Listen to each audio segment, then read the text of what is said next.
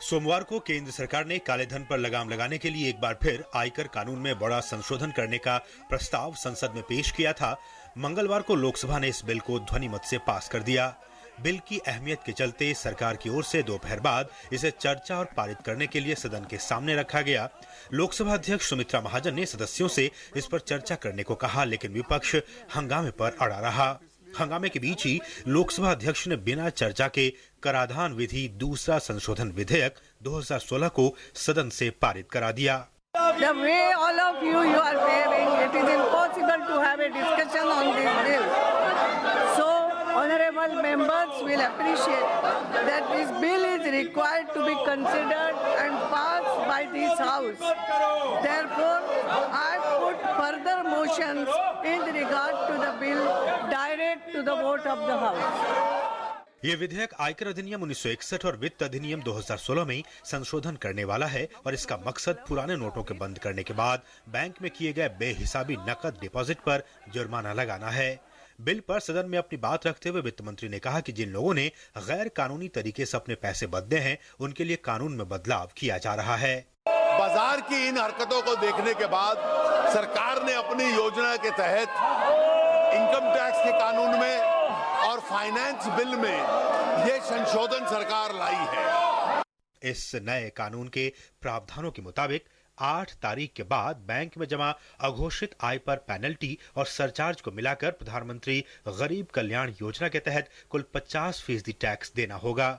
इसमें अघोषित उपभोक्ता संपत्ति पर 30% टैक्स के अलावा 10% पेनल्टी और 33% सरचार्ज शामिल है। बाकी बची 50% रकम में से 25% को सरकार की गरीबी उन्मूलन योजना में निवेश करना होगा। योजना में लगाए गए पैसे पर कोई ब्याज नहीं मिलेगा। साथ ही इस राशि को 4 साल तक नहीं निकाला जा सकेगा। इस अवधि में धन जमा कराने वालों ने अगर जानकारी नहीं दी और आयकर विभाग द्वारा की गई जांच में पता चला कि ये काला धन है, तो उससे अधिक ऊंची दर और कड़े जुर्माने के साथ कुल 85% की दर से वसूली की जाएगी। इसमें 60% की दर से टैक्स और उस पर 25% अधिभार लगाया जाएगा।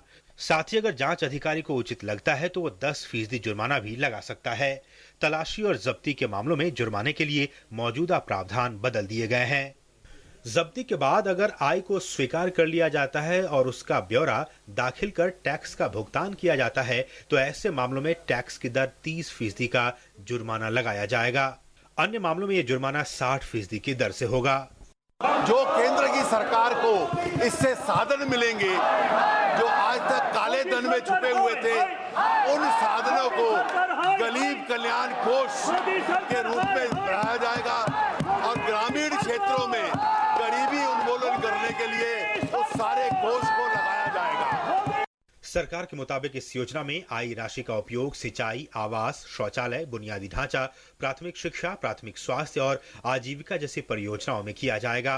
प्रधानमंत्री नरेंद्र मोदी द्वारा 8 नवंबर को 500 और 1000 रुपए के नोट पर पाबंदी की घोषणा के करीब 3 सप्ताह बाद सदन से ये विधेयक पास कराया गया है।